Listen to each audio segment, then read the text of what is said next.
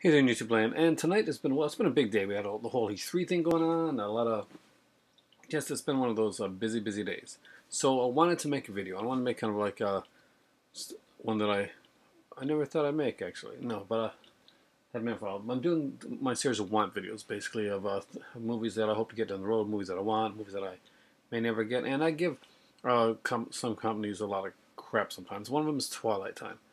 I only have one Twilight Time in my collection that was gifted to me through a great friend of mine, Parsnip Burger. So this is kind of a video in tribute to him. He has a lot of the Twilight Time stuff. He gets a lot of it. He's very passionate about it. And that passion does definitely rub off. The thing is, most of the Twilight Time stuff was like $35 or more to get here in Canada. And that is before like taxes and stuff we put in. And it gets to be very expensive to get just one of the films. So I thought I'd list my, my top 30 wants. Hopefully sometime down the road I'll find somewhere on eBay, whatever. Not really likely, but from Twilight Time. So first off is, of course, The Blob. The Blob was a great addition. I really wanted that one. I didn't even know that one was out until basically it was not able to buy anymore.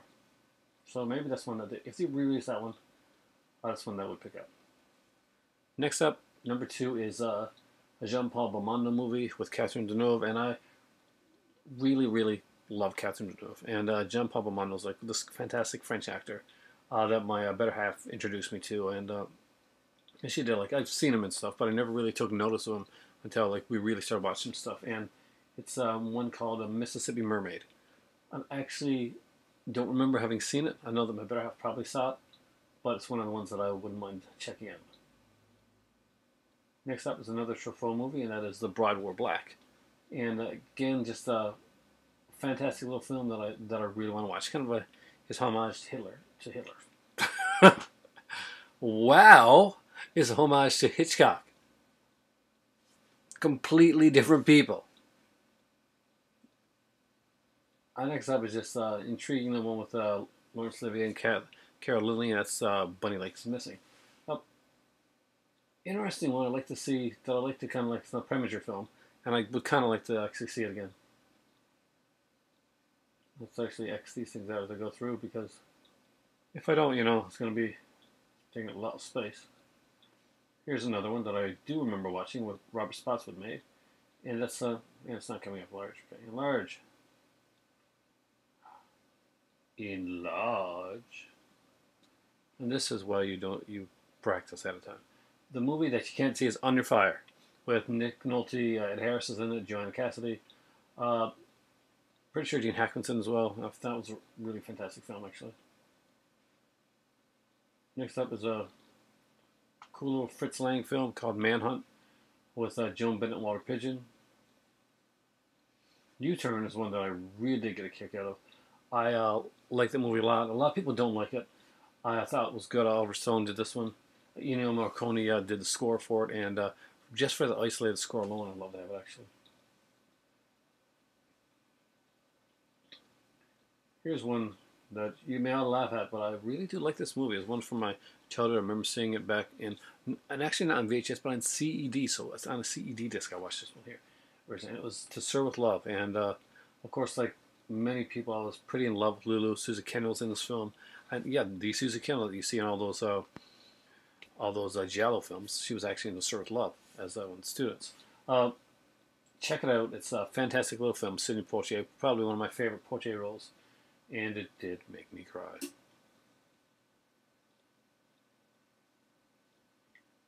Next up is actually one of my favorite films that I just happened to kind of come into and had no idea what it was at the time. Just found it. Was a total blind find. And really, utterly adored the movie when I saw it. And that was a movie called Breaking Away with Dennis Christopher. Dennis Christopher, a lot of horror fans know from the movie Fade to Black, which I would love to see get a Blu-ray release, but I haven't seen that. I don't see that coming anytime soon, though I would love to see that be one of the 10 that Scream Factory announces. They made announcements today. But Breaking Away is definitely one that's on a high priority on my list of ones that I'd like to have. Next up is Inherit the Wind. And if you haven't seen Inherit the Wind, it's a great little film. And Frederick March, I think Stanley Kramer did, right? Yeah, Stanley Kramer, Harry Morgan, Gene Kelly. Just incredible, incredible stuff. Slightly downbeat one, but I wouldn't mind owning it because this is a I can't say a fun little film, but it's an intriguing. It's kind of a downbeat film, but it's a great film, and I think it's probably one of the first times that I saw Hopkins. Right? Yeah, Anthony Hopkins. Probably one of the first times I saw him, aside from the movie Magic. Was probably this one here. Was Audrey Rose, and they kind of dig that. The Believers with Robert Loggia is one, and Martin Sheen is one I really liked, and I was really hoping that would get like a Scream Factory release or something like that. But oh man,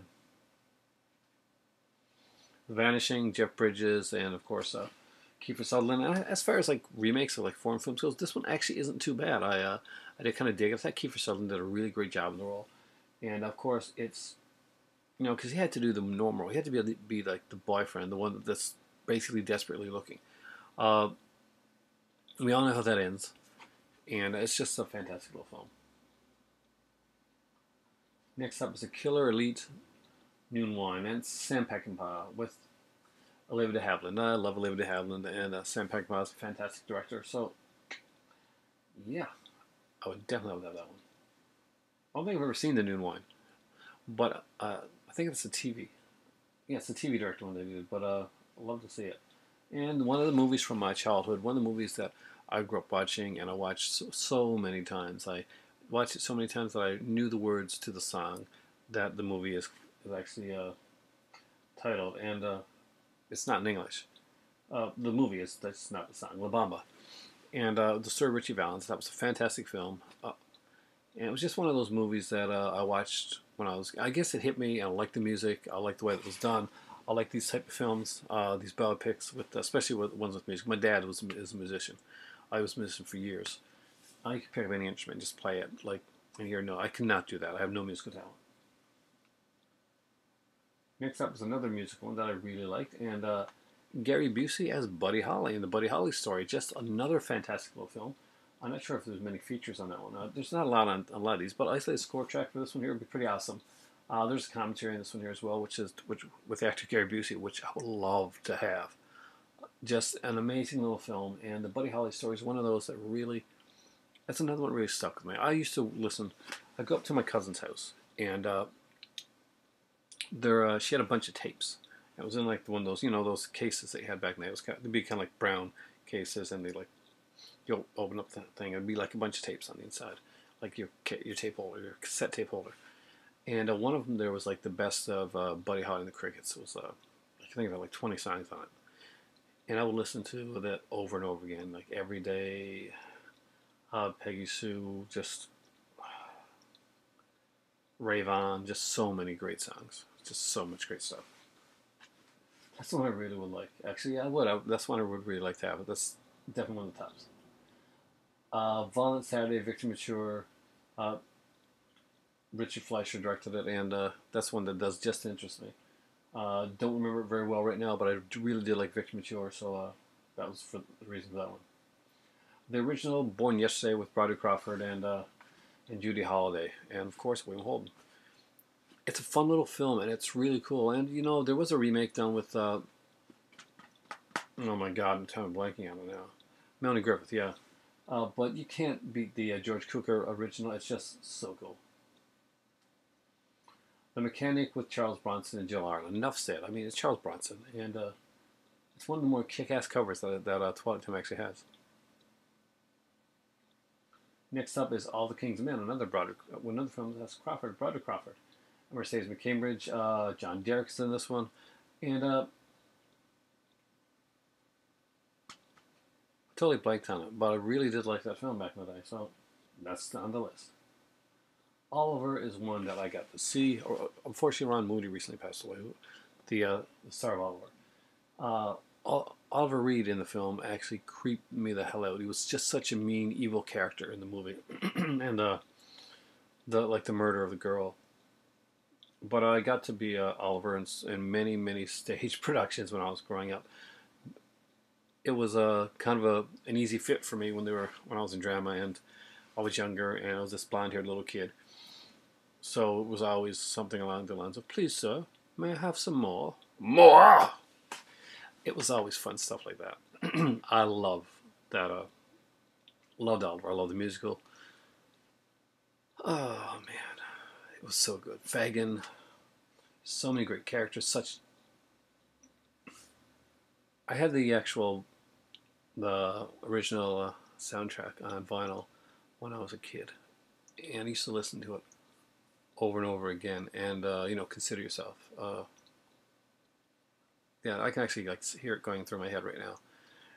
It was one of those movies. You have the movies when you're a kid that just sticks out. And then I guess for me, when I was doing drama, when I was acting, that and I was young and blonde, and that was one that would constantly be done in like community theaters, off Broadway, at schools sometimes, and we'd say, "Oh, Oliver, you're going to be Oliver in this one," and so we do that a lot, and it was kind of a go-to for me for a long time when I was really young.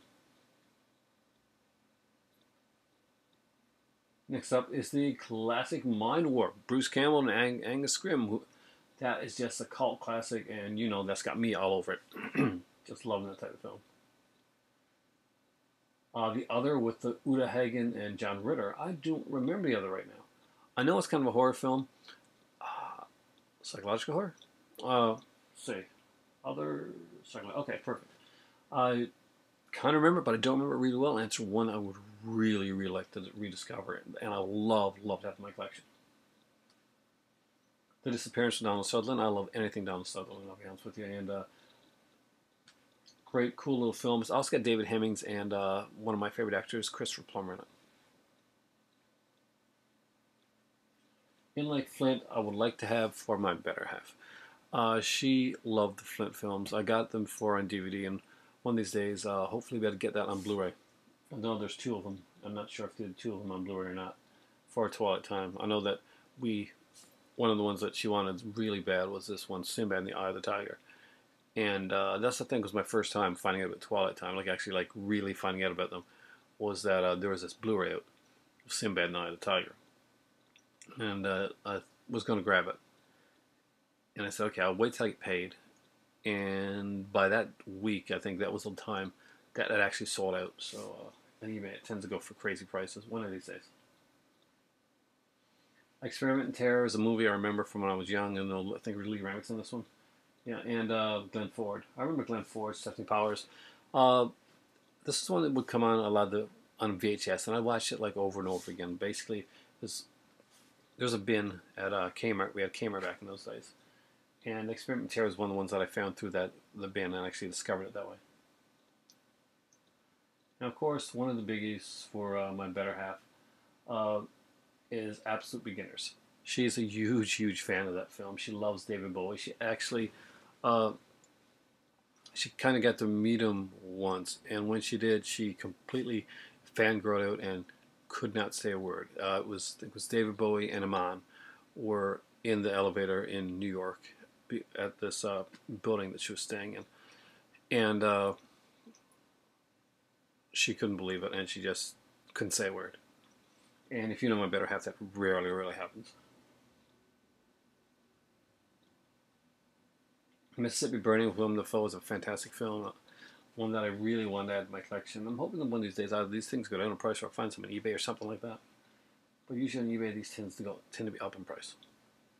Man for All Seasons, just a fantastic little film. If you haven't seen it, it's really worth checking out.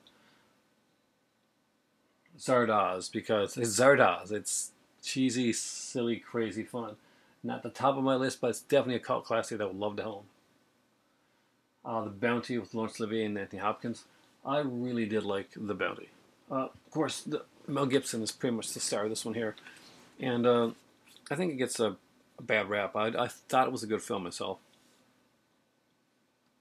And last but not least, definitely Journey to the Center of the Earth with Pat Boone and James Mason.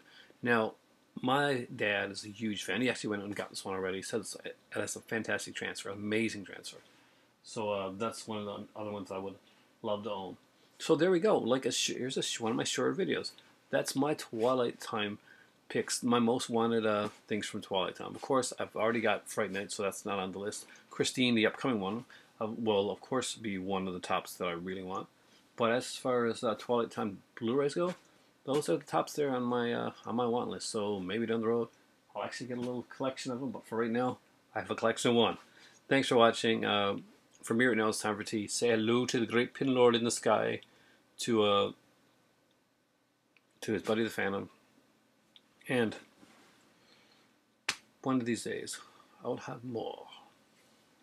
Have a great night.